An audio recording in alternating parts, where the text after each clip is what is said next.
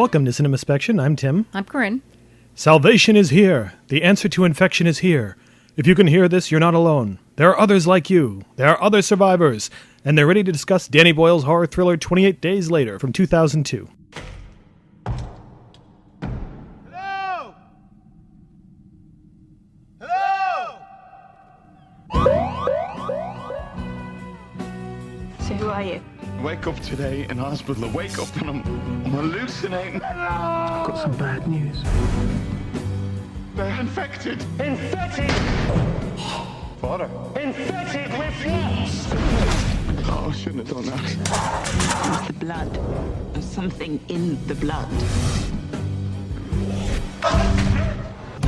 Lesson 1.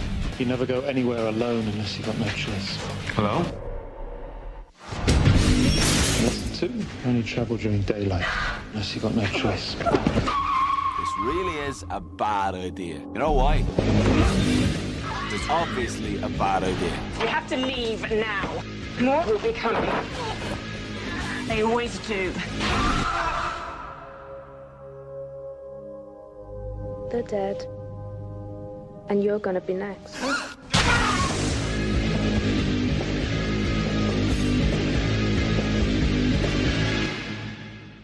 A group of well-meaning but short-sighted animal rights activists break into a lab to release animals used for testing, unaware that they are about to unleash a highly contagious virus that turns its victims into feral psychopaths. 28 days after the outbreak, Jim awakens from a coma in an abandoned hospital to find London empty except for the homicidal infected. He is rescued by hardened survivor Selena, who attempts to prepare him for this hostile new world. The pair join up with the amiable Frank and his teenage daughter Hannah and attempt to escape London to a military outpost that promises the cure to infection, but they soon discover the infected population may not be the greatest threat to their safety. As usual, we'll be discussing 28 Days Later in detail, so if you haven't seen the movie and wish to remain unspoiled, we recommend watching the film before listening to the rest of this episode. 28 Days Later was released by Fox Searchlight Pictures on November 1st, 2002 in the UK, and June 27, 2003 in the US, where it opened against Charlie's Angels Full Throttle. The movie was shot in a budget of $8 million, but made $84.7 million worldwide. It won the 2003 Saturn Award for Best Horror Film, won the Empire Award for Best British Film, won Best Director at the International Fantasy Film Awards, and Best Cinematography for Anthony Dodd Mantle at the European Film Awards, shared for his work on this film and Dogville. So, Corinne, what are your first experiences with 28 Days Later? I wish I could remember. This is a movie that I didn't know about when it was out in theater. So I think I just kind of fell into it when it was on VHS way back in those days when we still had VHS. It's funny, I remember the first teaser trailer, I wasn't entirely sure it was a horror movie. They didn't really show a lot of the infected stuff, just like the deserted London and the opening scenes of like chaos in the streets. So it looks ominous and maybe like a video game adaptation. Yeah, and then finally seeing it, and to see a horror movie done by Danny Boyle, because up to that point he'd done dramas like Shallow Grave and Trainspotting and A Life Less Ordinary, although the less said about that one the better. And this one was just him really putting all that energy he puts into all his films in a really scary direction, and it was wonderful. I do remember seeing it in the movies, and the second time we get the 28 Days Later subtitle near the end of the movie, some idiot in the theater yelling up, "This movie sucks!" and everybody booing him. So happily everybody else was into the film. Was that the one at the end of the movie? Yeah, right after the crash. It's like this moment of high drama, and then this idiot has to pipe up. Like the person who yelled silence, I think it was, dead silence in the middle of Star Wars. I was so mad. It's like, yeah, no shit. Thanks for killing the moment. You have just ruined this beautifully set up moment of silence where we are all holding our breaths, you asshole. Okay, first question I want to ask. We were discussing doing this, and you mentioned that we hadn't really done a zombie movie, so I got to ask, do we count this as a zombie movie? I'm not sure. This is the difficult point, because this has a lot more in common with Romero's The Crazies than it does with Romero's Night of the Living Dead. So I'm not convinced that we should call this a zombie film. Part of it depends on where you define zombie. If you're thinking like zombie is in somebody from, say, like the 1940s definition of somebody who their mental condition has been affected and now they're not really thinking like a normal human being and doing stuff like White Zombie, I Walked with a Zombie definition, these are a lot nastier, but you could sort of make the case for that. And I feel like this movie does use a lot of the conventions of the zombie movie, certainly. I mean, there are so many references to Romero's films in here and other zombie films. But yeah, if you're going to be sort of the according to Hoyle, these people aren't really dead, so they're not zombies thing, right? Then maybe not. Technically, a lot of them who have been injured should be dead from their wounds, but they're not. I think it's more that adrenaline thing. Yeah. Because of the insanity that this virus causes them, they don't really feel the fact that they're on fire. Because when some of the characters start shooting them, if they get a shot in a vital area, they go down. Right. So it's a little confused. I think we're supposed to understand there's something going on with them. They're not really human anymore, but they're also able to be put down if you need them to. What terrifies me is this idea that it's not like a zombie where you die and then whatever comes back isn't you, that these are still these people, but just their rage amped up to this level where they can't really think straight anymore. Right. So, like when we see Mailer, the infected person who's chained up in the mansion, and you just see him on the ground, like throwing up his guts all over the place, and he just looks like he's in such pain, and you're scared of these infected people, but you also really pity them too. Yeah. And there's a couple of moments where you can actually hear dialogue that some of them are saying. When Jim kills that kid in the burger stand, there's a split second where you can actually hear the kid say, "I hate you." Yes, I heard that. So they're not mindless. It may be that they're so enraged that they can't verbalize where it's coming from or what it's directed to. It's like that guy who was high on the bath salts and tried to eat somebody else, something like that. Yeah. Let's talk about some of the themes of the movie. The big one for me whenever I watch this is that this movie is sort of the story of two families at war in a way. That you have all these characters who are sort of forming improvised families, that Jim and possibly Selena have lost theirs. Mark has that long scene where he describes what happened to his family when they tried to get away. And then they meet up with Frank and Hannah and form this sort of little family unit. And as they go off and meet Major West, he kind of has his own family going on with his boys.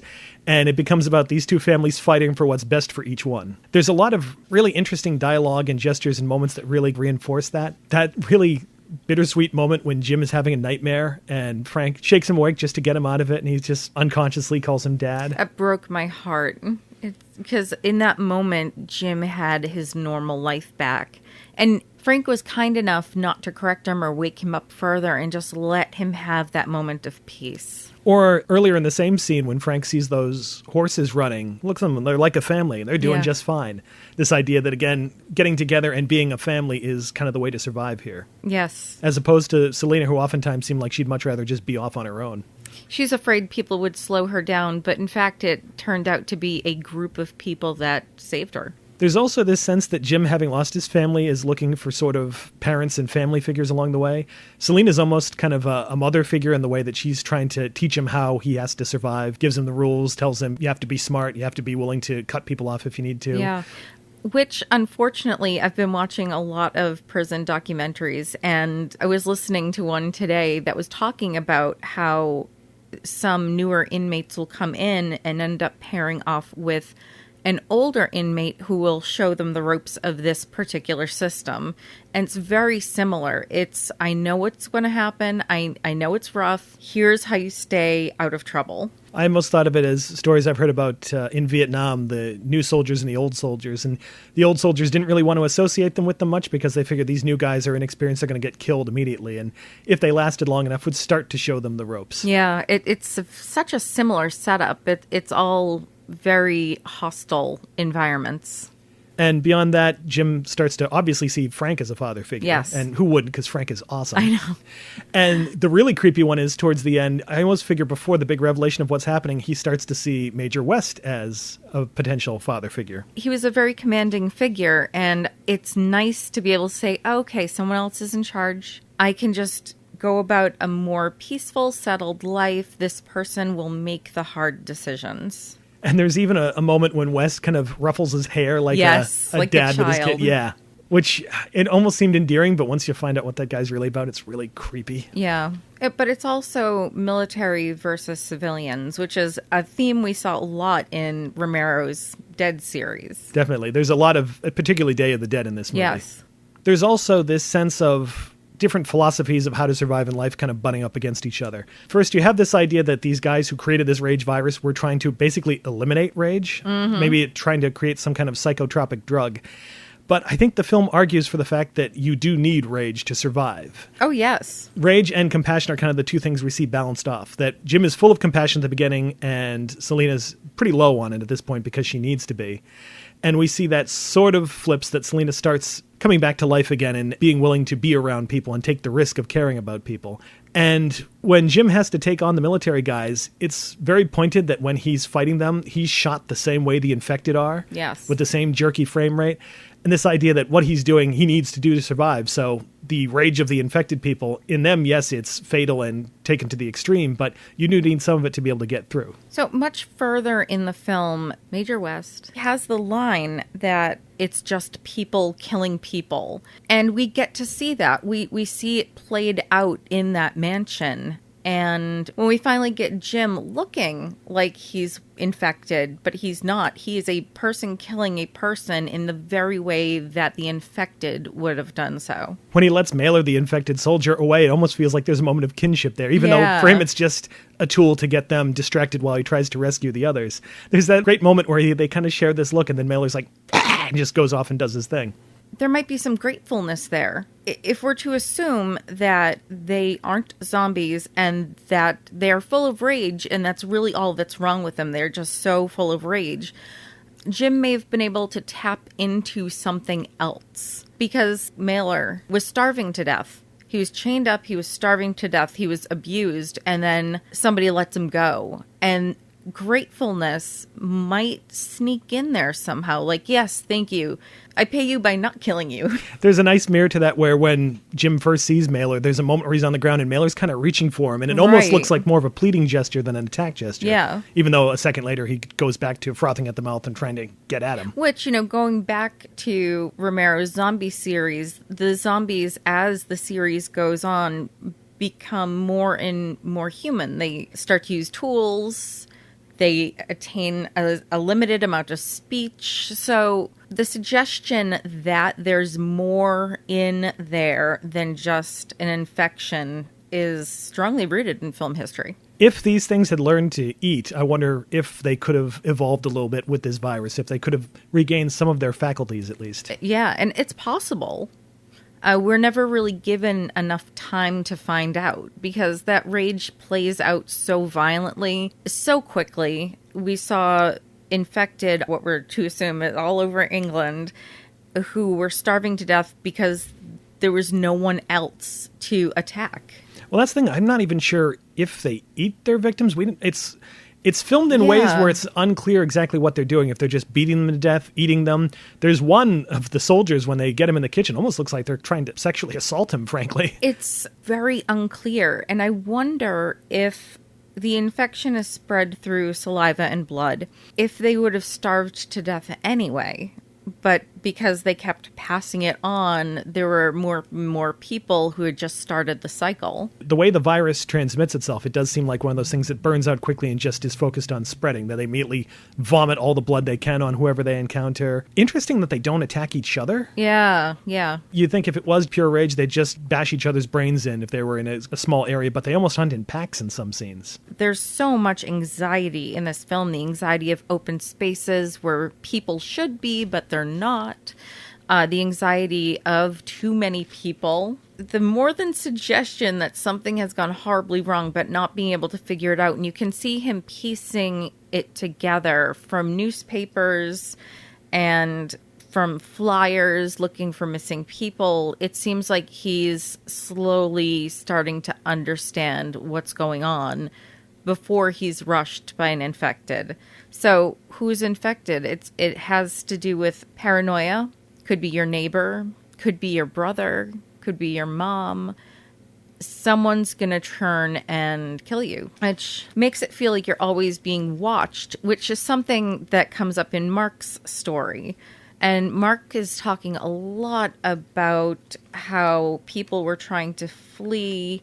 They were buying tickets for travel, and all of that echoes the Jewish exodus from Nazi-occupied Germany. She actually even uses the term, then the exodus began. Right.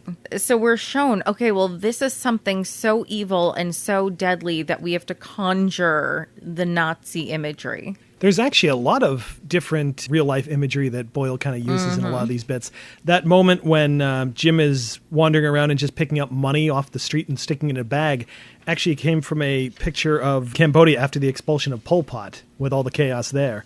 Or Jim, Selena, and Mark, when they're ducking under those windows as the explosion goes off, there's a famous photograph of an IRA bombing. That's that exact shot. Or one of the most horrible things is when Jim goes into a church and sees just a sea of bodies of what looks to be a mass suicide. And historically, in situations of plague, most people end up in churches, supposedly. That's where they used to find a lot of the bodies. Right.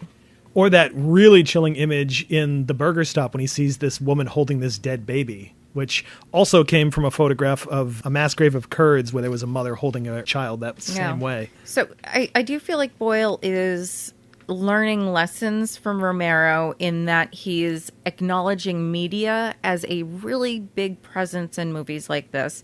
We hear radios, we see TVs, newspapers. Our information is coming from different sources. Sometimes it's muddled. Sometimes it's not clear. Some things are hidden. But Boyle is also drawing from our historical atrocities, from our media, from real life media, pictures, history books. He's pulling all of this information. Right to the opening scene where that chimp is forced to watch all these violent things happening on TVs around him. We are told so many times seeing violent things on TV will make you crazy. It'll make you want to kill things. It'll make you rage. So it's almost like we're told, okay, well, you guys are watching the TV right now and nobody's actually strapping you down except yourself.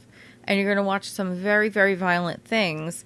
And then you're going to leave questioning yourself, your motivations for everything you do.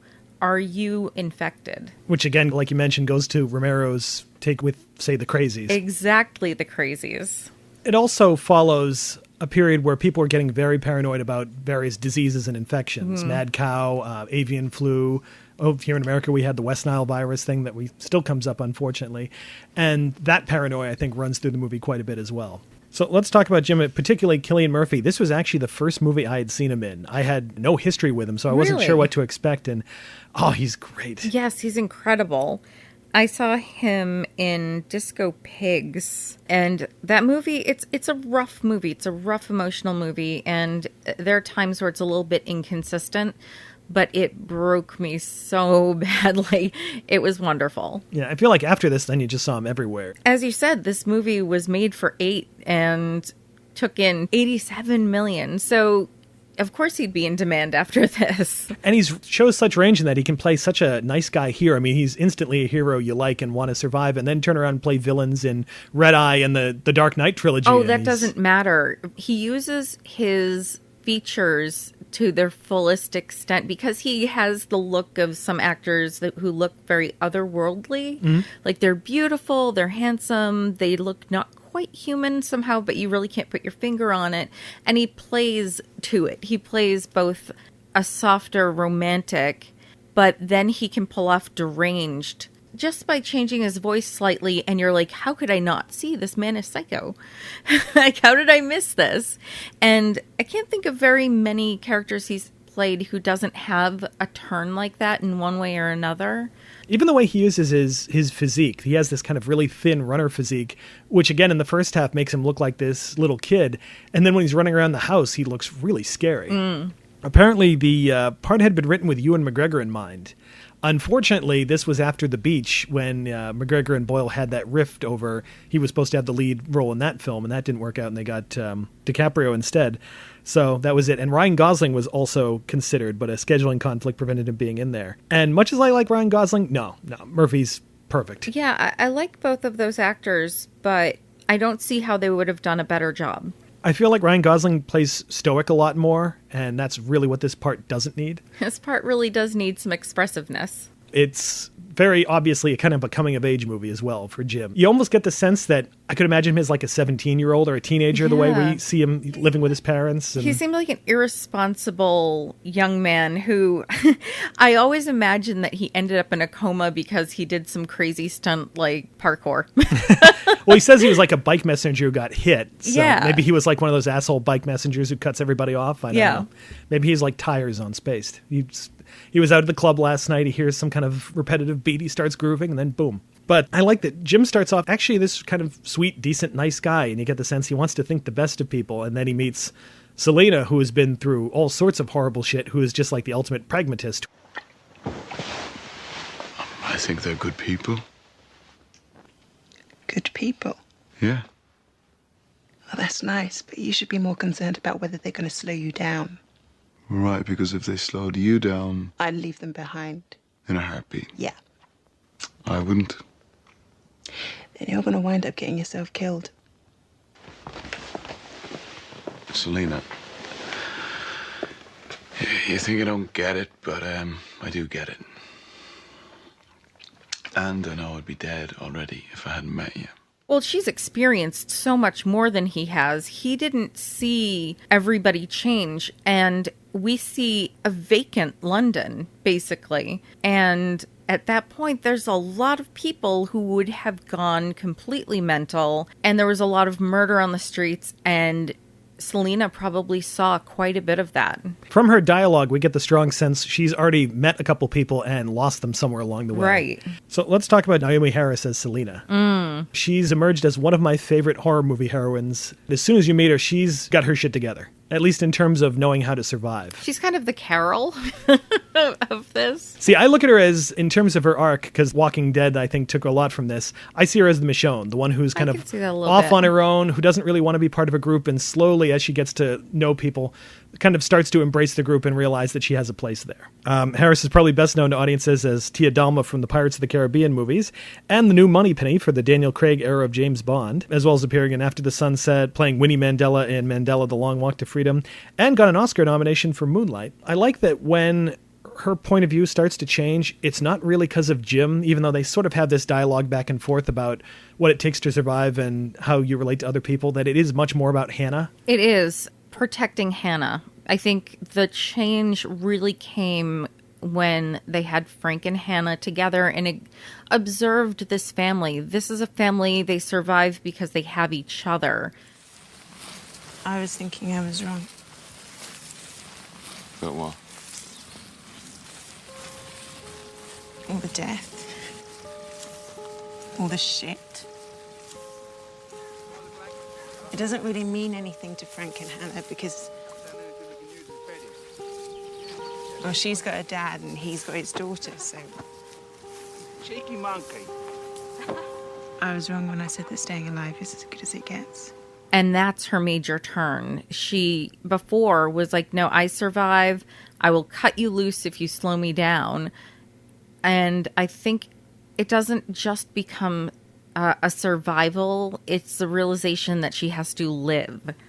And it's not even just a matter of protecting Hannah, but kind of protecting Hannah's soul, that she doesn't Right. want Hannah just to become destroyed and fall into despair after what's happening to her, to the point where she even tries to make Hannah into a little more of what she was. That whole scene where she's giving her Valium when they're trapped in the mansion, this idea that she literally doesn't want her to feel with what's happening. That is the ultimate protection. In fact, that's going to come up later in my favorite scene, because the idea, like, no woman would ever let anyone go through that without doing everything they could to make it okay. And we see that, surprisingly, in Game of Thrones season 1 during a big battle where Cersei tries to make sure all of the women drink wine, because if the men lose, they're going to be next to lose. And yet at the same time, that strategy almost backfires when the infected get in and Hannah's sort of out of it. It's not until she sees the picture of her father and kind of taps into her grief again that I think she kind of regains the survival instinct she needs. Even so, I really feel like Selena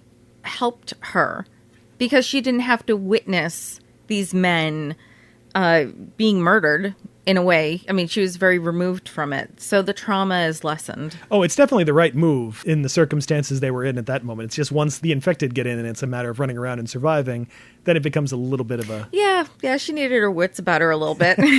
Supposedly, Harrison and the writer Alex Garland had developed this unseen backstory for Selena, where she was forced to kill her infected parents to save her younger brother, and then found out that he was infected too and had to kill him as well.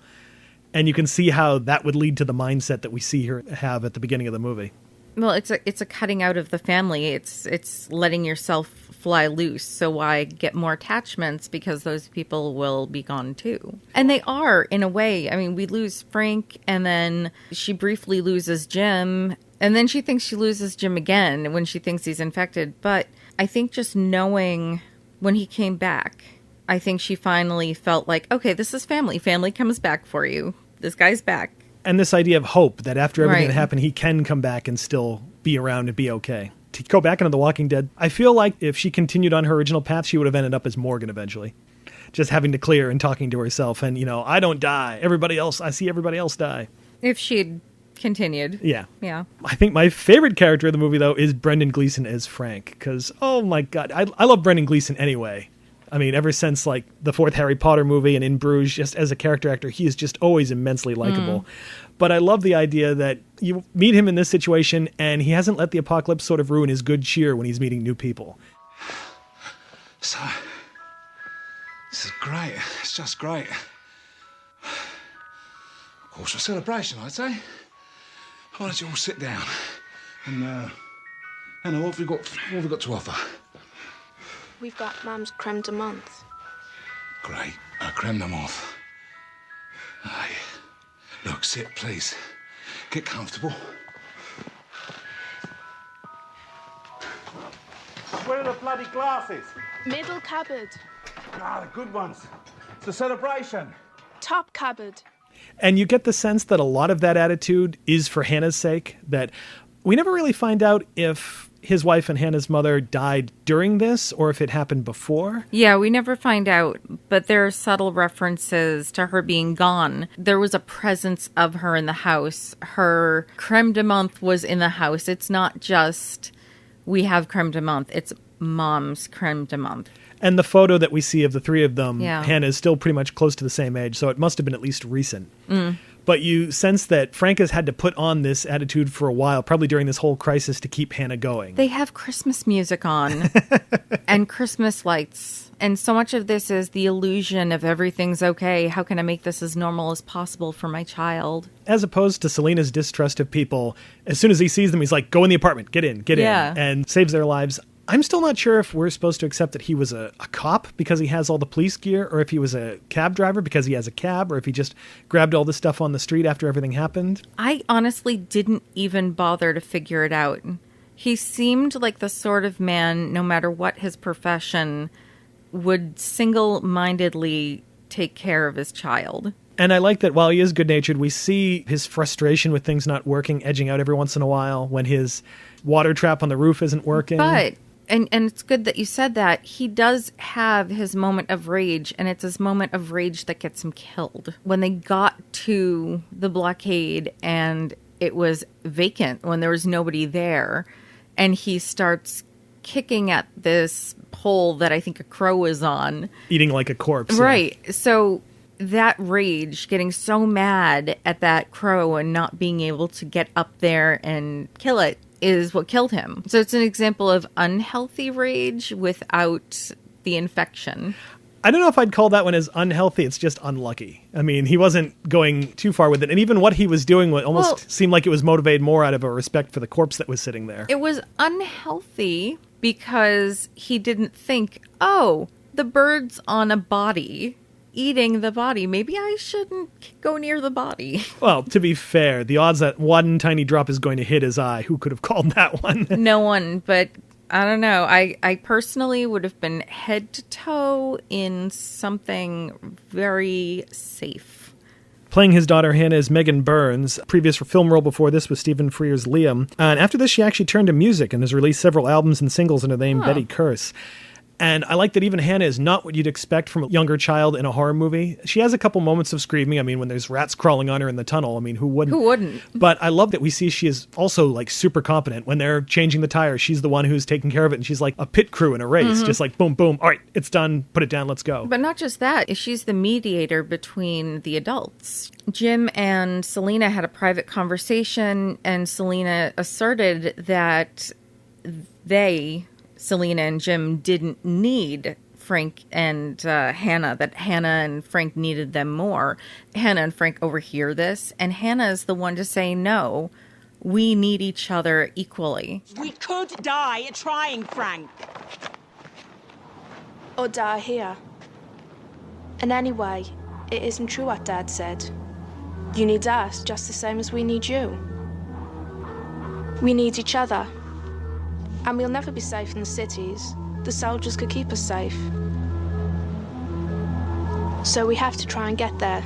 And that became the deciding factor of whether or not Hannah and Frank went with them. I like when they form this little family unit. It feels like Frank and Selena are the adults, and Jim and Hannah are sort of the younger siblings.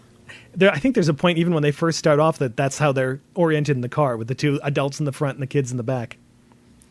And I love that she's the one who gets the coup de grace on Major West. This is something you would have expected Jim or Selena to be able to strike that final blow. And I love that she does it. And just that look after she smashes the back of the car into the mansion, she just turns over the seat and looks at him like, fuck you. Yeah. Right before, I think it's Mailer grabs him and pulls him out of the back. And let's talk about Major West, Christopher Eccleston. This is the first time I had seen him in anything. In fact, when we sat down to watch this, I had totally forgotten he was in it. And that was a shock. It's weird. When I first saw the trailer of this movie, I thought I'd heard his voice, and it was the wrong character. It was one of the animal rights activists in the beginning. It was like, infected with what? And I thought, all right, it's Danny Boyle. He's worked with Eccleston before. Eccleston's in this one too. Yay. And then when I saw the movie and, oh no, it's just some other guy. And then Eccleston turned up in the third act. I'm like, yay! Yeah, he had played David, the unhinged flatmate in Shallow Grave before this for Boyle. And he's scary in that one too. And of course, he'd go on to be Destro in G.I. Joe and Doctor Who, the Ninth Doctor. And boy, he's just a really imposing figure. He's got such a striking look. So in recent years, we've lost two of the most amazing male voices in cinema. We lost Christopher Lee and Alan Rickman, but we still have Eccleston, and his voice is incredible. I wonder if he does audiobooks. Oh, I would listen. I think they'd be kind of intimidating, but... As a character, during normal circumstances, when things aren't terrible, he probably would have been a really effective soldier and commanding officer. And even though he's doing this absolutely horrible thing in terms of trapping these women here, you get the sense he's not really interested in that. He's only doing it for these guys because he thinks it's the only way to keep them around. It doesn't lessen how horrible what he's doing is. I think he's the ultimate villain because he knows it's wrong, but he's willing to go ahead with it anyway. Oh, he is. It's easy to think that, the army guys, all of those guys are the worst because they're manhandling women and they're beating up Jim and each other. But it all comes down to Major West. He set up the conditions. And the way he rationalizes it to Jim, he brings out this incident that Jim killed that boy at the hamburger stand and almost plays up the guilt of it. You killed a child. And you can see Jim is kind of wilting from the guilt of that and being like, you did what you had to do. And just the way he drops that line in. Survival. I understand. I promised them women.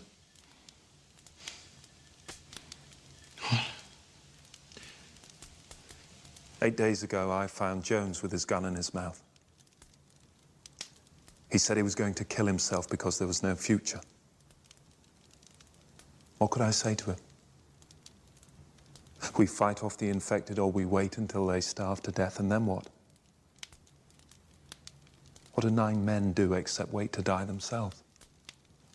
I moved us from the blockade, I set the radio broadcasting, and I promised them women.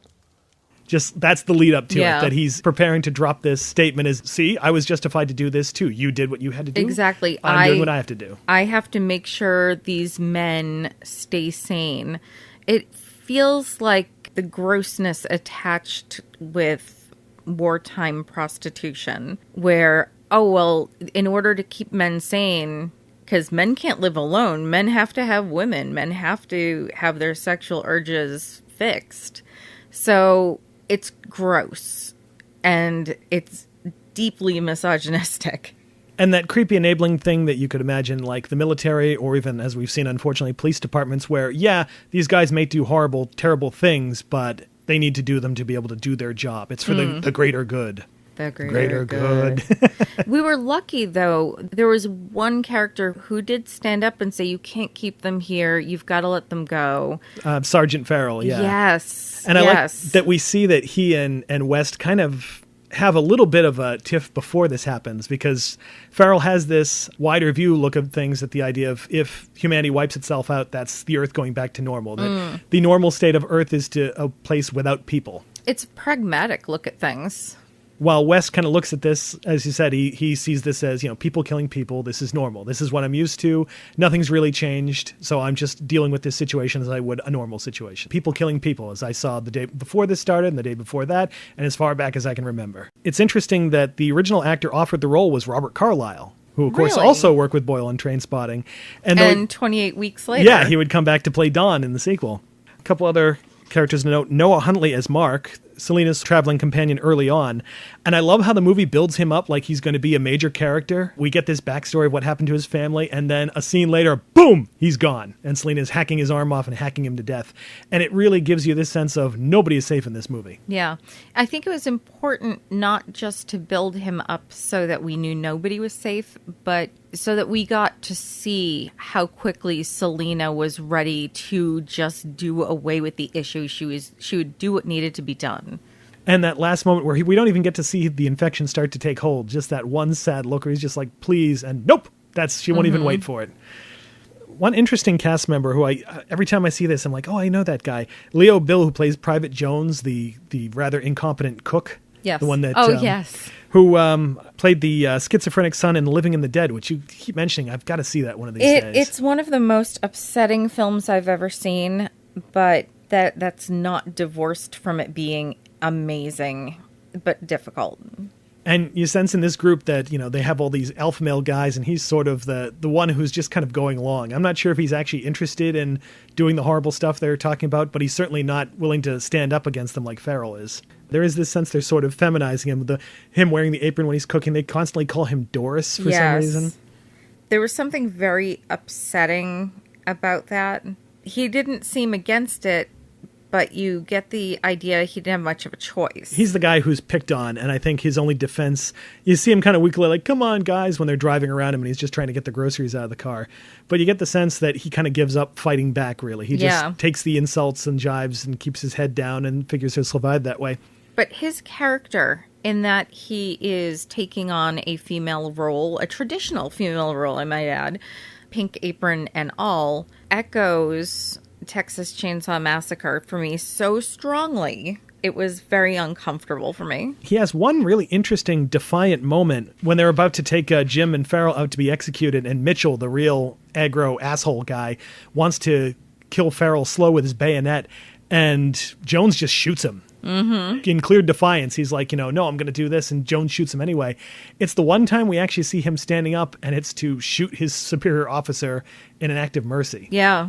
Which is also very creepy. It's compassion. It's pretty cold and sort of cowardly compassion, but I mean, if he was really compassionate, he would have shot Mitchell and then let them both escape. That's true, but you can tell that by the role he's accepted to play, he has been severely abused. And speaking about that, there's something that really rankles me every single time I see this. Major West tells Hannah and Selena that he needs to dress them like real ladies, I think, something to that effect. Yeah, they'll dress more appropriately. And that infuriated me so much, because not only are they going to rape and impregnate them, they're going to force them into their idea of femininity. I feel like in West's demented sort of viewpoint, this is making it proper.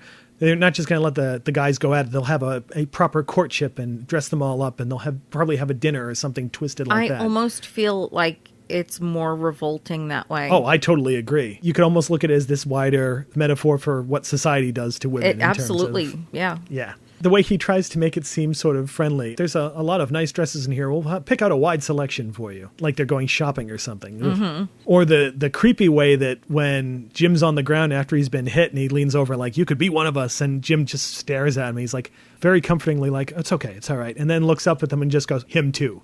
That he can turn from trying to comfort this guy to immediately, all right, murder this guy as well. Mm-hmm. That's chilling. Eccleston does an incredible job, because he mentions taking a shower, and it's a very measured sentence.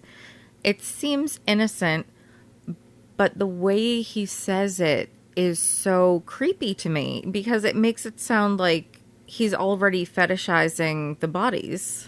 We've got to wash those bodies. Okay, so here's a not really fun thing, but There's a time when our 4-person family, Frank, Hannah, Jim, and Selena, find a grocery store. Okay, and we get some happy music and we see them shopping and they're having so much fun. And this is the second time we see them escape to a place of vices. This vice being food and wine, and the first time we see them in what looks like a corner store advertising for the lottery, cigarettes, there's candy. So they're escaping. They're using escapism, our human pleasures, to try and dull down what's going on. That leads me to, if you were in this situation, what would you get from the grocery store? Spam. That's Wonderful not spam. a great answer. Why not? It's not a great answer. Well, it's not the only thing I'd get, but it stays good in its can. It's handy as a food item. It's good. You have 4 things you can get. What would you choose? A first aid kit. Yep. Spam. No. Yes. If you need food. You can have spam. I'm not going to stop you. I don't agree, but go ahead. It stays good in the can as long as you need it. It does not go bad. Spam is good. Spam, they dropped spam on World War II in those care packages for that very reason. Spam. Invest in spam. Buy spam stock. You have 2 more things. It probably wouldn't be the healthiest thing, but probably some alcohol, at the very least for disinfecting. Mm-hmm. I assume we're not including items like weapons and things. If you can get it at a grocery store, sure. Well, I could get it at Walmart, and Walmart sells groceries. No, that's a department store. We're not counting Walmart. Water. Good one. So my 4 would be 100 proof alcohol, because it can be used for sterilization, a first aid kit, water, and then I have trouble because food source, if I can only take 1, I would have to go for a meat jerky for the very same reason. Doesn't really go bad. Spam. Wonderful spam. The only problem is that I want to take a couple of more. Like, I want to be able to take vitamins because you're going to get fucked up out there. Mm-hmm. And then, of course, instant coffee, because how could you not? Like, could you leave the coffee there all alone in the wasteland of humanity? My dentist would give me flack if I didn't say toothbrush, toothpaste, and floss as well. That's important. Dental health is important.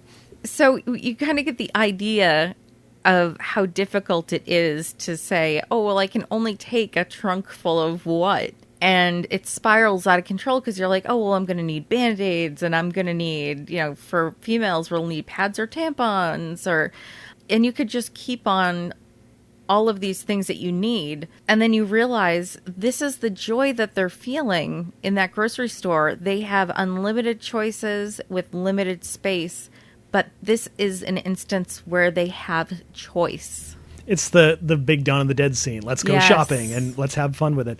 And even the detail of Frank just putting down his credit card as, fuck it, who cares? Exactly. Or the choice between a bottom shelf alcohol and the best there is.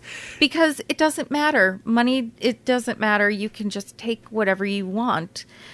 Get the best. That's why I love that Frank is a connoisseur. Like, what are you doing? He's talking about it like it's something he has studied.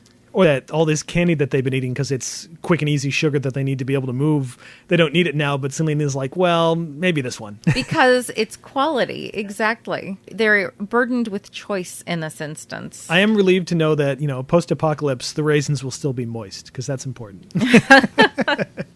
And that irradiated fruit apparently holds up pretty well. Yeesh. So I like that after that, it almost feels like they're moving back in history a little bit because they take refuge at these sort of ruins in the middle of the countryside. Yes. Away from society, away from civilization. That this idea that civilization has fallen, so they're moving backward in time a little bit. And yet, in that scene, they're actually completely safe. We don't really get a threat while they're out there, which is what you'd kind of expect in that moment.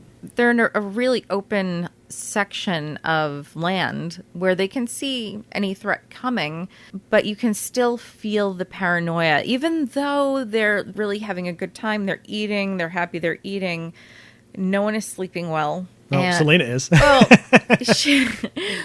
she's sleeping well because she's drugged. but the paranoia is still there. And we also see how everything goes out of control without the basic services to keep going. The idea of Manchester, all of Manchester on fire. That is such an amazing and terrifying sight. The imagery of that alone, it's kind of horrifying to think that a fire would go completely unchecked during an apocalypse of sorts. I guess I can say apocalypse. It's an apocalypse. It counts. Going back to what you were saying about communication in these situations and disinformation, I love the plot point, which apparently was developed midway through the shooting. This wasn't part of the original story, that it's only England, that England has been quarantined and the rest of the world is humming along just fine. When Farrell starts unspooling this theory, it sounds like this paranoid conspiracy thing until you start to think about it, as he says, and it totally makes sense. Yes. Just imagine it. Just think about it. How could infection cross the oceans? How could it cross the mountains and the rivers? They stopped it. And right now TVs are playing and planes are flying in the sky and the rest of the world is continuing as fucking normal. Think. Actually, think about it. What would you do with a diseased little island? They quarantined us. And again, it's that Selina type of pragmatism of, we have to contain this, so we're just going to abandon England. Mm-hmm. Because you need to. But at the same time, there are planes in the air, and we see a few planes, so we know there's life out there somewhere. There's life that knows how to fly a plane, at very least. And fly right over England. Right. So it's reassuring that life is going on, but at the same time, it's horrific because you've been left. And that also ties into a lot of real life situations where your little corner of the world is on fire, either literally or figuratively, but out there somewhere else, there's a part of the world just going on like nothing's happening. I've often wondered about that, like, what is the rest of the world doing while all this is happening? Somebody must know. There's probably a lot of news media covering the atrocities of England. Oh, this plague in England, and here's some aerial shots, and it would be grotesque, but we already do that. I was going to say, I imagine it's a lot like the situation with Puerto Rico. Like, we've got to get out there and help them, but nobody actually doing anything. Exactly. And on the one hand, you can understand the point why they wouldn't want to, just because they have to contain this infection. In this instance, yes, yeah. In the movie instance, to be clear. We'll just wait it out until all these things are dead, and then maybe we'll send a jet plane for you. Maybe. Another thing they added late in the game, going back to Major West, one of his creepiest lines, I think, is when, after that scuffle with one of the soldiers, and he grabs the machete from one of them and just very quietly is like, slow down. I was just looking at that note on my paper because, yes, if there is one phrase to take out of this, it's so loaded. It's easy to miss. Slow down. Because that's the first moment you realize, oh, he's got this whole thing planned out. He's priming the women to be compliant. And the men can't wait and basically court them. And by court them, force them into a position they can't get out of. Hopefully not by violence, but if violence happens, you tried. And it's creepy with the next scene because you imagine his idea is, all right, first I'm going to talk Jim into this so we have some better leverage here. Yes. Oh, that's We creepy. need this guy on our side because he has the women. And in that scene where they're sharing a drink, I never noticed before that he's using Frank's liquor that he took from the restaurant, the one with the peaty aftertaste. They're taking resources. They took all of their food, the alcohol, and they're trying to take the women. And also in the background, if you look, there's boxes and boxes of like electronics and stuff. You get the sense these guys were just out looting at some point and just stockpiling all this crap. I'm not sure about that because later on, and this is just a private theory, we have absolutely no confirmation, but when the men take Jim out to shoot him, the clearing in the woods is littered with dead bodies. So I imagine that they've had this radio signal going out for a few weeks because I don't remember. I think he said 6 weeks ago. I think he said a week. It's been a week. Sorry about that. Nothing was happening 6 weeks ago. So Jim was sleeping. I know. So the week before is when they started the signal. Who knows who came? maybe it was all men and there were no women because that grove looked littered with men's bodies. So these men were probably bringing their own resources that were then stolen and the men disposed of. In my mind, I thought those might have been the guys who were caretakers of the mansion that they decided to take. Because that was around that same time. He said he moved them back from the blockade and we assumed took over this mansion and fortified it. Somebody might have still been there. Yeah. And he just wiped them all out. But I mean, it looks like kind of a warehouse you'd see stolen items in when you see all this stuff stacked up in the background. It's not just all these different groups would have a dozen of the same thing. It's like boxes of the same item stacked up. Which I don't know if they were thinking, well, we'll need these for our future civilization, or maybe it was before things got really bad and they thought, well, we can sell this stuff after everything's fixed. I don't know. It's only been 28 days and they've decided that civilization has collapsed. And that's something we haven't talked about yet because it would take more than a month for me to decide everything is over. I guess it would depend on how much you'd seen in that month. A month can feel like a very long time. And it might be difficult to step back and think, wait, no, it's been 28 days. Especially if you don't really have the knowledge that things are still going on in the outside world. If there's this assumption that now every place is infected and this is going on everywhere, that might be a little trickier to accept that, well, things are still together. Because to go to one of this story's clear ancestors, the Day of the Triffids, look how fast things fall apart in that story. That's true. Yeah, that's very true.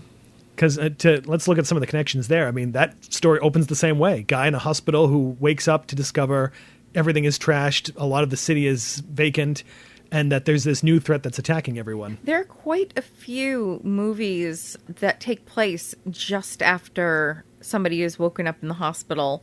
It's an easy way for our main character to find out what's going on at the same time the audience finds out what's going on. I think you can see a through line from Day of the Triffids to this and then to Walking Dead, where the comic premiered like the next year. Right. I think that took a lot from this too. In addition, in Triffids, there's the whole plot line in the book, not so much in the movie, of two of the male main characters find themselves captured by this group of women who are like, you're going to help us procreate now. It's almost a weird flip side of this. And the end of that book has the main characters trying to flee these insane military guys who have taken over and set up this new regime. So yeah, there's definitely a lot of parallels there.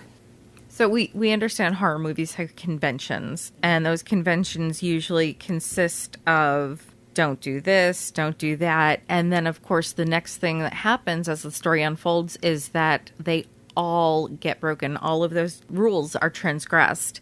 And we have that, too, very early on when Jim meets Selena. Mark has two rules: travel during daylight and don't travel alone. Instantly hearing that, as a horror movie fan, I know both of those are going to be broken and terrible things are going to happen. I do appreciate he has the caveat of unless you absolutely have to. And that unless you absolutely have to is what it comes down to, because when Jim had to travel alone to get back to the mansion, he had to do that. He was traveling to get his people back. The night that they're attacked in Jim's house in the London suburbs, Selena's like, we have to go now. There's going to be more of them. So they have no choice. Right.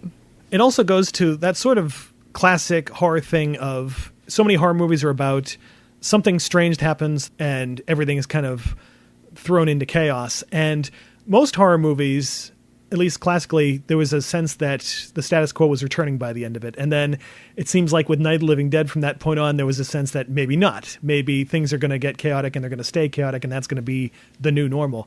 And it's funny that this almost feels a little bit more traditional in the sense that that ending suggests things are eventually going to get back to normal. Yeah, there's definitely, with this ending, there's a sense that there's still civilization out there, and our characters will get to experience it again. So when something civilization rocking happens in horror films, humans are usually the monster. So we have a monster, which, might be a dog or a clown, or it could be anything. But what we're seeing is the reflection of how horrible humans can be. And a lot of horror films that have monsters like this end up being horror films about survivors attacking each other, and that they are the real monsters. I think that's definitely the case. I mean, the infected, they're terrifying, but they're just sort of doing this natural thing that comes to them. Mindless. Yeah. in a way, thing. And they could have been perfectly happy in that mansion for quite some time had they not attacked each other. Yep. If the soldiers hadn't been misogynistic rapist fuckos. Yes, that's a way to put it too.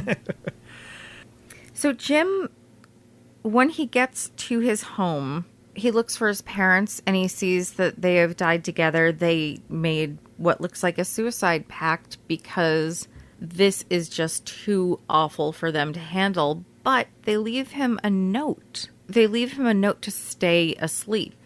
Now, obviously, he didn't because he's reading the note.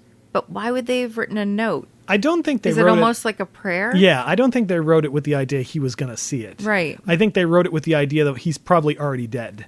Well, they did say, we're sleeping with you too. Yeah. Like, we will, I don't remember exactly what they said. Now we're sleeping with now you. Now we're asleep Don't too. wake up. Yeah. I could imagine that they reached a point where they couldn't get to the hospital anymore. Maybe it was quarantine. Maybe people weren't allowed near it. So they just assumed, all right, well, they're probably not taking care of me. He's probably passed away. Right. Let's do the same. But going back to family situations, now that Jim knows he has lost his family, he sits most of the night watching home videos. I'm not even sure if he's actually watching as much as remembering.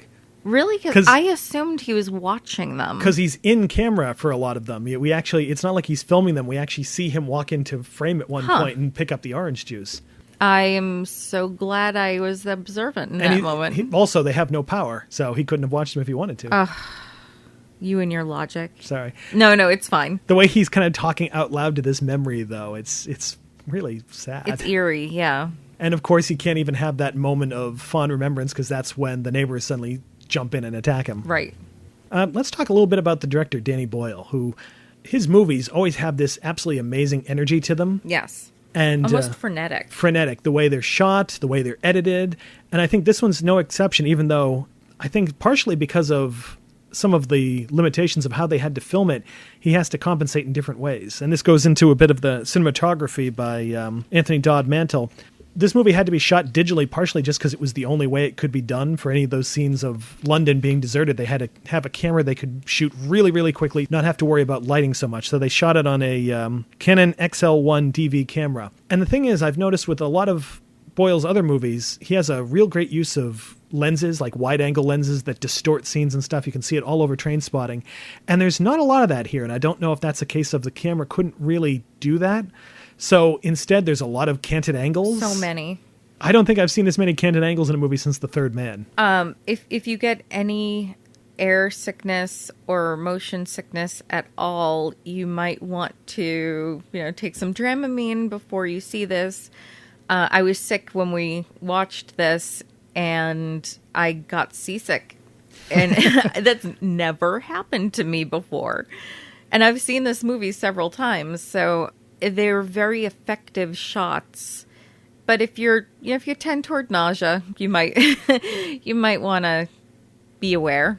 I do like that even though it's being shot with these digital cameras, it's not like a Dogma 95 movie where it's all very loose and handheld and there's not really a sense to composition. There's some really beautifully composed shots in here. The really harsh edge lighting on the characters is fantastic. There's definitely a lot of planning that goes into all of these shots. Some of them are just beautifully planned out. During the scene where Jim is in the church and he's walking up the stairs, there's graffiti on the walls that you can see just barely enough through the light and the angle of the camera. And it adds so much to that scene. I love how the tilt-up slowly reveals the joke there, that the end is extremely fucking nigh. You get it one word at a time Exactly. Almost. I was also struck by the use of reflections, like when they're in the car, Jim staring out the window and we just see the scene that he's looking at reflected against the window of all these piled up bodies, or a scene when they're holed up in that convenience store and I think Selena's talking and we see her reflected on a piece of glass and see both Mark and Jim that she's talking to at the same shot. Well, as I said, this is showing people what they would be like. It's a reflection. This is what you are like when everything is stripped away. Take a look at it. I think the way they shot The Infected was also extremely influential here. The XL1 camera had this option where you could change the frames per second setting, but unlike a film camera that would give you slow motion, it just gave you this weird stroby, jumpy effect whenever the Infected are on screen. And Where it's used very carefully when the infected aren't on screen is interesting. During Jim's nightmare, when he is terrified that he's been left behind. Once Jim is at the blockade, luring West and the other soldier, Davis, into a trap, and when he's back in the house killing Mitchell, it's, again, drawing that parallel between Jim and the infected. Right. And while most of the film is shot digital, there are a couple scenes shot on film. The flashback of Jim's family was shot on Super 8. And then the last scene is the only scene shot on 35 millimeter. And that's our return to normality. Everything is calmed down. We can take our time with these shots. Everything is crisper. So the movie is written by Alex Garland, his second collaboration with Danny Boyle after The Beach. And wow, he's gone on to write some amazing science fiction movies since Incredible. then. And direct now, too. He's one of my favorite science fiction creators. So right after this, he'd do Sunshine, which is also amazing. Never Let Me Go, Dread, which many people say he actually directed. And he wrote and directed Ex Machina and Annihilation this year. He focuses quite a bit on speculative fiction in a way that makes it relatable. I believe these worlds, even though these worlds that he's created or is portraying are not our reality. Obviously, we do not have a situation like Annihilation, but I believe it. And I notice a lot of the characters in his movies, there's a lot of things being hidden and things being held back. Certainly, obviously, the soldiers in this one. Ex Machina is all about that, with all the three characters in there holding things back from each other. Annihilation, a lot of that in that sense of distrust and paranoia among characters. Paranoia, secrets, crosses in communication. It just goes through his entire body of work. Let's talk about the music by John Murphy. This is one of the most incredible scores I've ever heard, and I've heard a lot of scores. This reminds me so much of the score for Fantastic Planet. I could see that. In that, because it ends up, for me, capitalizing on the creepiness of Fantastic Planet. So it makes 28 Days Later all the more creepy. I'm struck by the use of guitar in the score. I feel like that's really hard to do and not make the audience kind of conscious of it and pull you out of the action, but it's used really well here in both really scary scenes and quiet scenes. And the music comes up and goes down. It ends and it begins, but you never really know because when it starts, it's so low, it just infiltrates. And there's one particular piece on this soundtrack, In the House in a Heartbeat, that climactic theme when Jim's in the house and goes after Mitchell, that you've probably heard in a ton of movie trailers. But also, John Murphy, the composer, actually reused it for Kick-Ass. It's the Big Daddy theme. Whenever Nicolas Cage is running around killing people, he uses that music. I remember seeing that in that movie and going, wait a minute. And they use it a lot in the sequel because it kind of became popular between the two movies. I also really love some of the song choices, especially Season Song, the one that closes the movie by Blue States.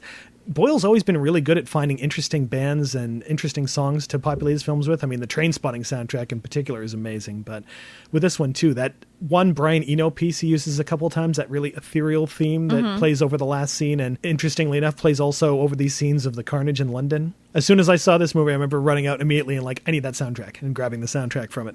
When this was released, a couple weeks into its run, they actually re-released it again to draw up some more interest with an alternate ending tagged on after the credits. The original scripted and shot ending actually had Jim dying in the hospital of his wounds, and then Selena and Hannah leaving to face the future unaware that the rest of the world is uninfected and might actually come to rescue them soon. And they tested that, and test audiences rejected it, and I can't really blame them. I can't blame them. It doesn't play quite right. The pacing of it is a little strange. I feel like the scene goes on a little too long. But I'm intrigued by the very ending. These two women who have fought so much and struggled so hard are kind of freed of the masculine energy for just a little bit. You know, they've done all they can do, and now they have each other. And that last shot of the two of them walking down this corridor armed with guns and these evening dresses is pretty amazing. It actually reminds me a lot of the final ending in Cube, where they're walking into an unknown, and in Cube, one of our characters, I don't want to spoil too much because it's a great film, also walks out into the unknown. And you have the nice symmetry of Jim ending up back in a hospital bed again, right where he started. Right.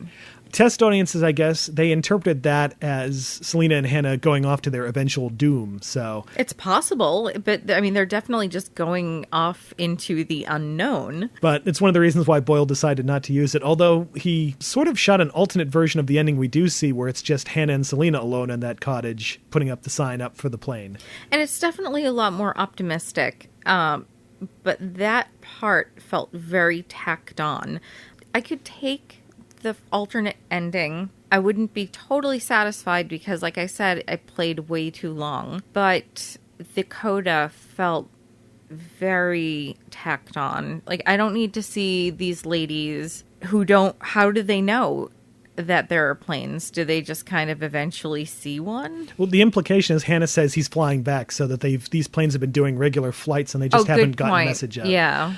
If they were to use that alternate ending, I would want that code on there because I really want these characters to have a happy ending, a moment of happiness at the end, and not end with them, yes, facing this uncertain future, but also after losing yet another person from their little improvised family. I at least would want to see that they ended up okay, but I really do prefer all three of them surviving. I agree. Jim has earned it after all the shit he's gone through in the movie. And again, that this family unit is still intact and that they really do have a chance at being happy together.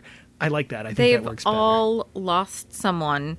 And you get to a point now where the relationships in the family have changed. Jim and Selena are acting as parents of a sort. And Hannah is still a child in this unit. So it's definitely about Jim growing up. Jim has faced all of his trials. He's gone from the child in this family unit to the adult.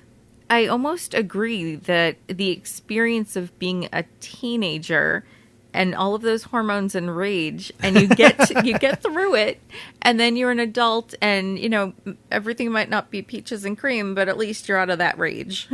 Midway through production, Boyle and Garland actually started to conceive of a whole different second half of the movie that would have changed as soon as they get to the checkpoint. Instead of Frank being killed, he's infected, but Jim manages to knock him out and tie him up. And where the recording was coming from, it turns out there's this lab where this reclusive scientist who won't let them in but talks to him through a door says that he figured out a way to reverse the infection, but it requires a full-body blood transfusion. Right.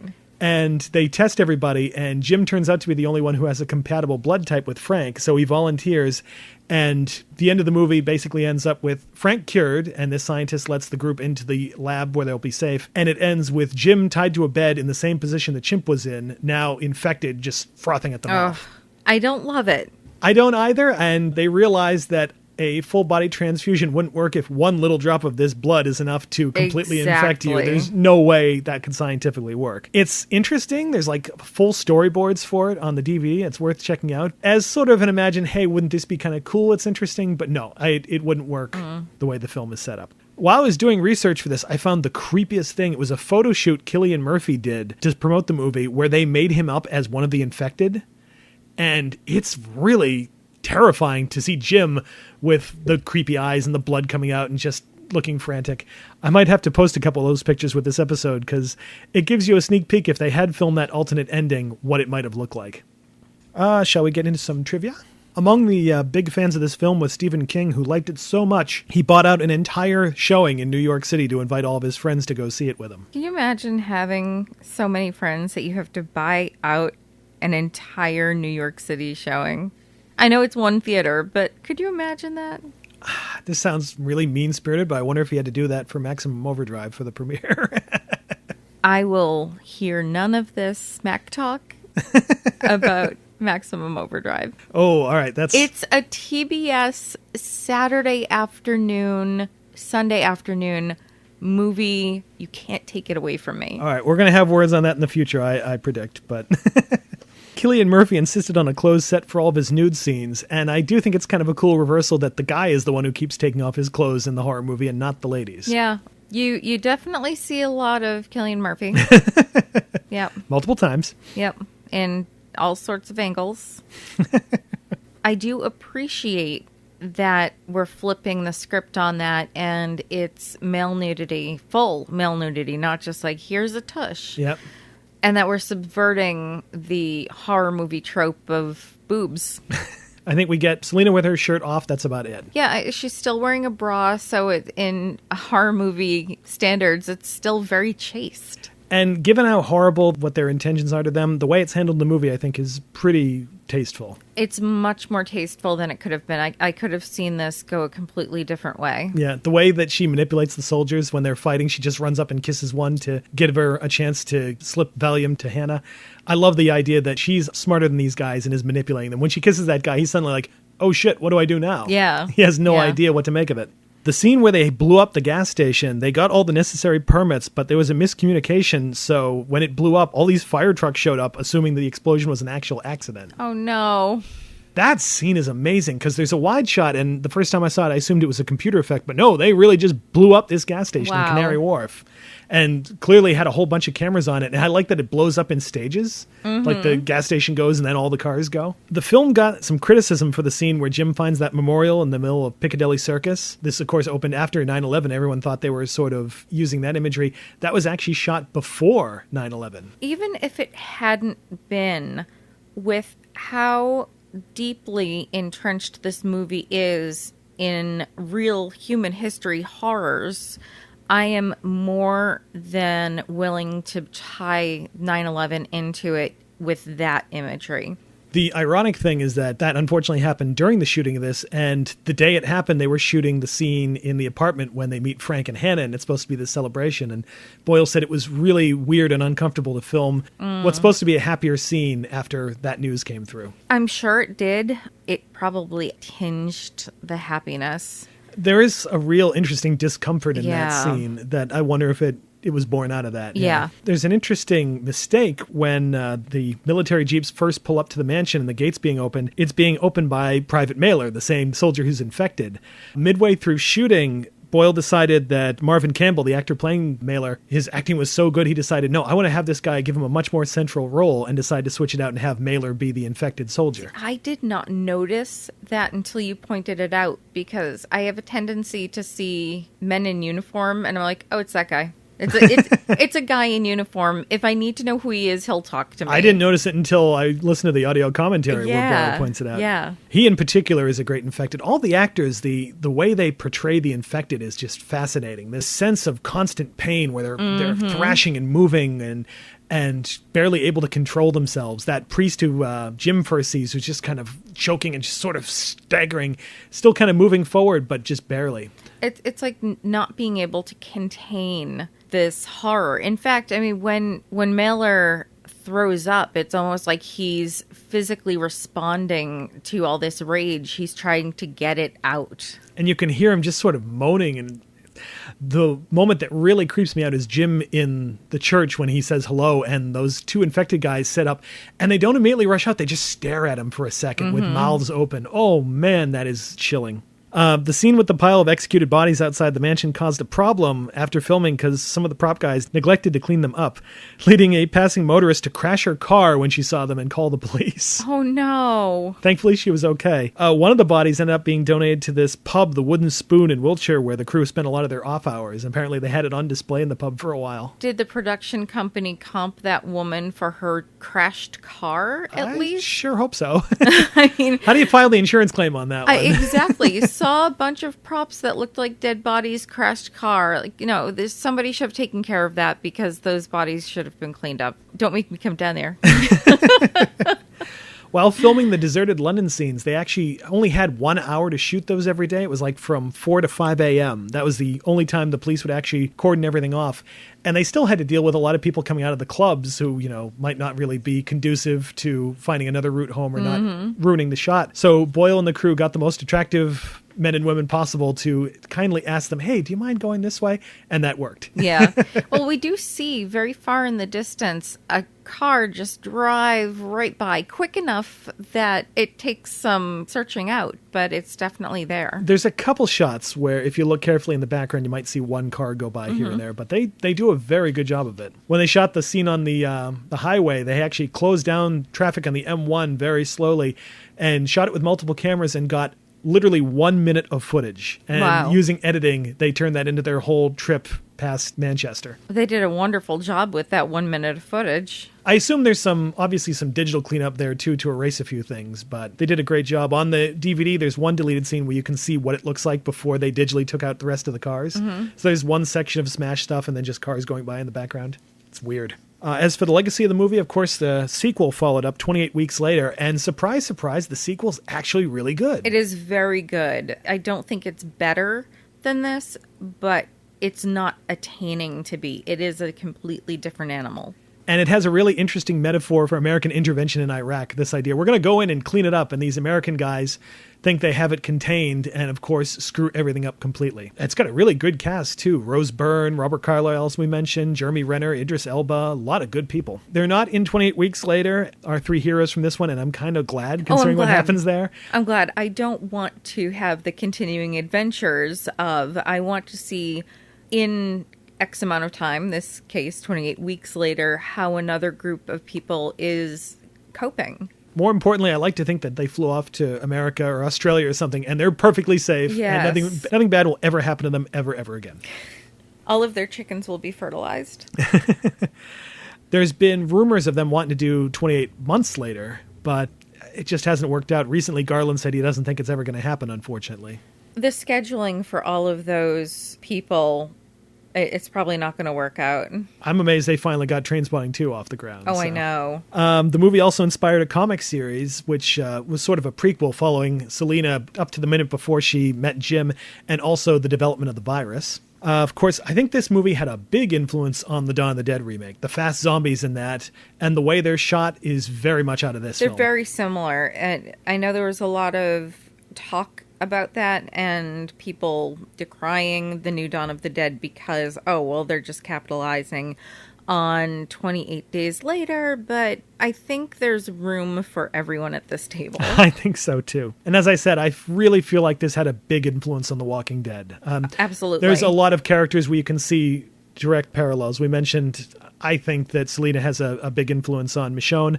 I feel like Frank, you can see a lot of him in Dale and Herschel as sort of the voice of wisdom. But again, it's another series, another movie, another creation that does not feel derivative. It manages to take a lot of the same ideas and themes, but turn them into different directions. Right.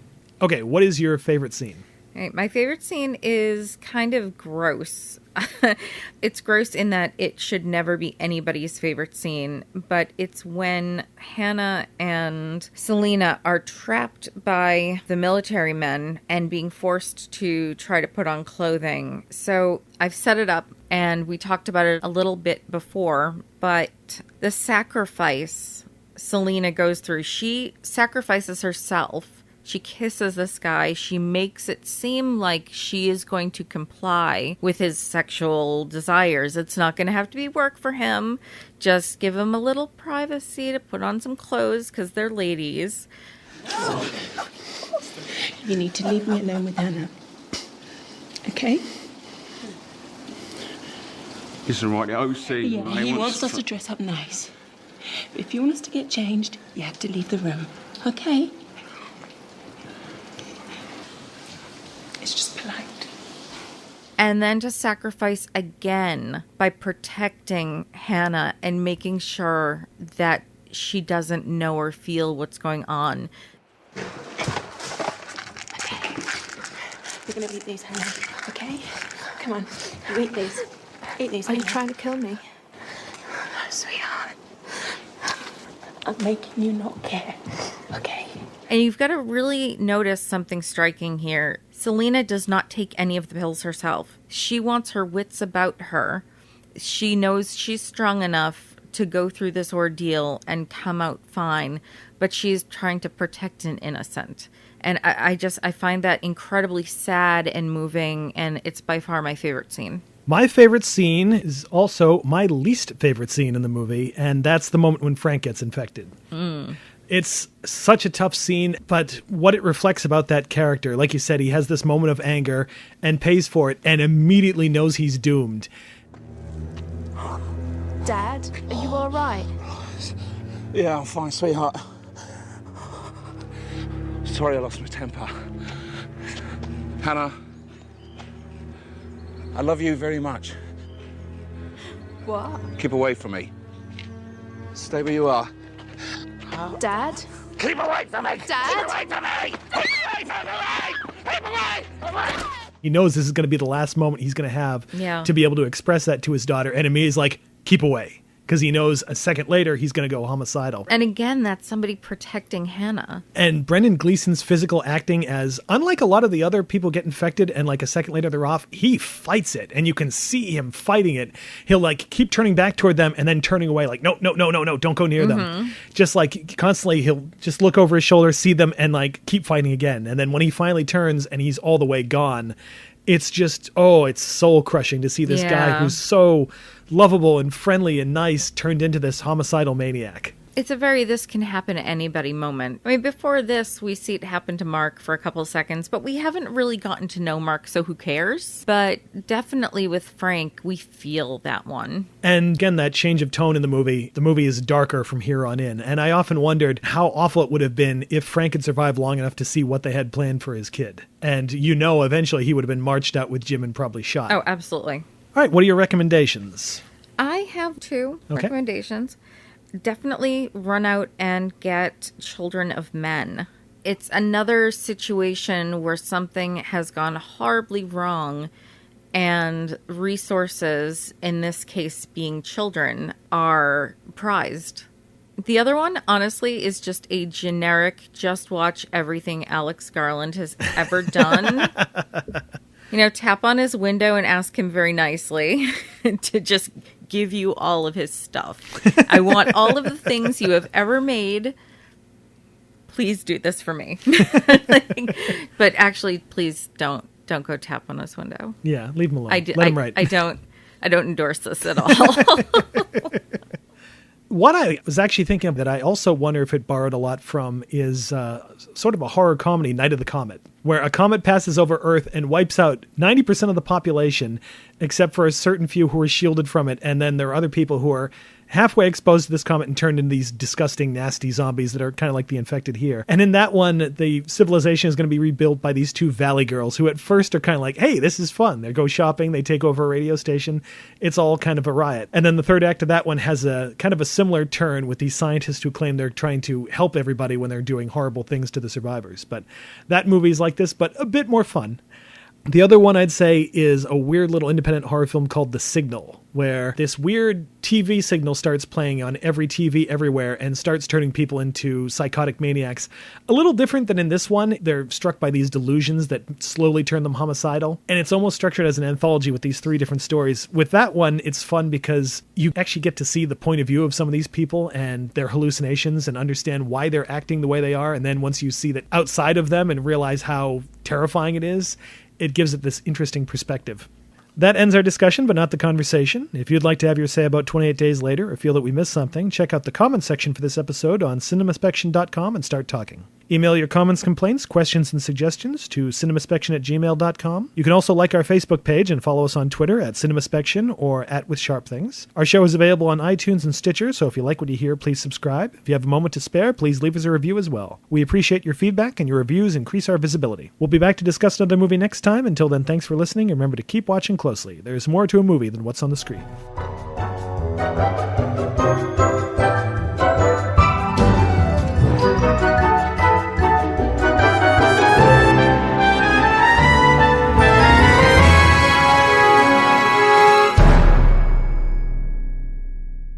Check out the comments section for this episode on